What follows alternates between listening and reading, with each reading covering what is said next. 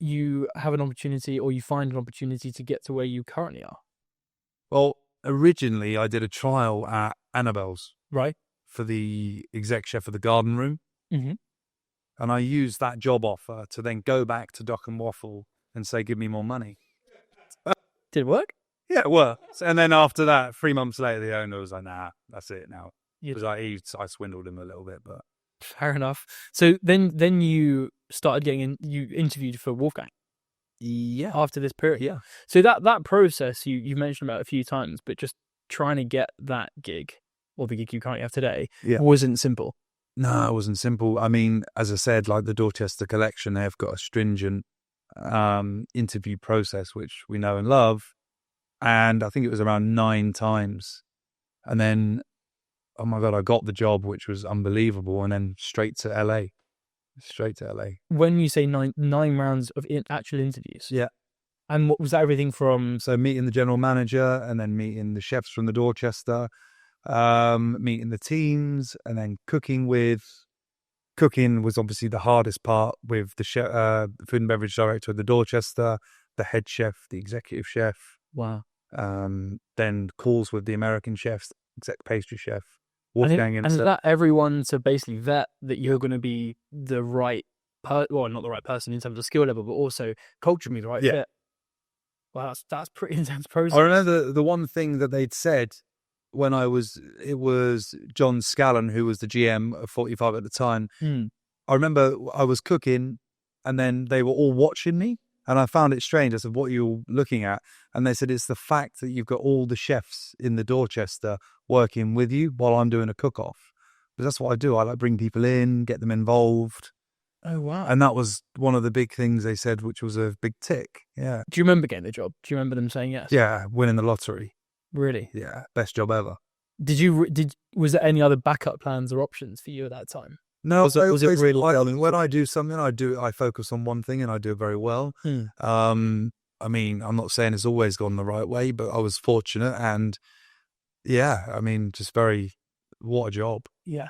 And so you flew out to LA as soon as you got it? Yeah. To do what? I had to do breakfast in Bel Air Hotel. Right. So that's the neighborhood, and then Wolfgang lives in that neighborhood, very fortunately.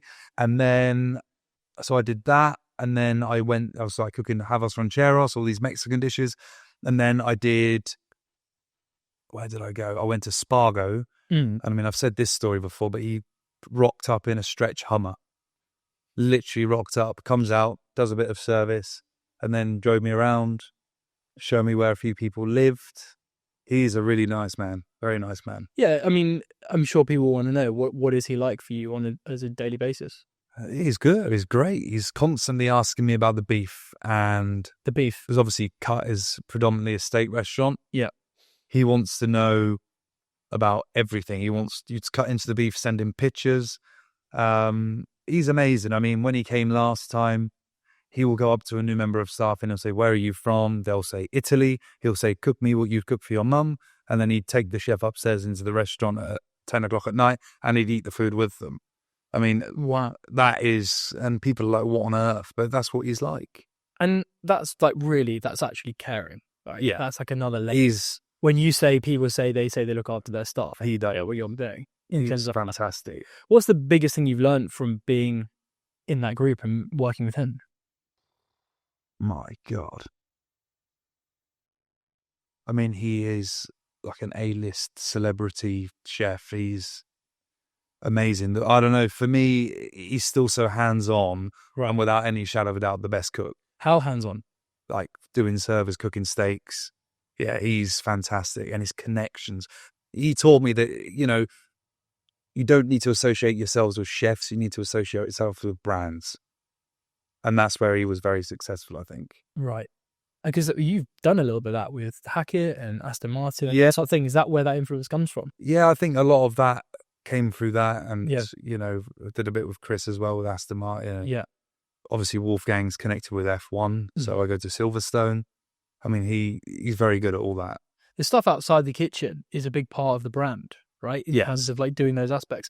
How different is that for you working amongst the team? And how much, I guess for the team, that must be a nice adjustment. I know it's a slightly different company, but it's all kind of connected in that vein. But being able to get out and do, we'll come on to the Oscar stuff in a second, but do the Formula One, do the catering stuff. I know you just did a charity thing this weekend. Like doing that stuff. How important is that just for not being in the same restaurant every day? I mean, it's funny you say that. So the Great Ormond Street event we did on Saturday, I took 2 of the chefs to that, and they said it's just unbelievable just to go into someone's home, cook for them and see their reaction.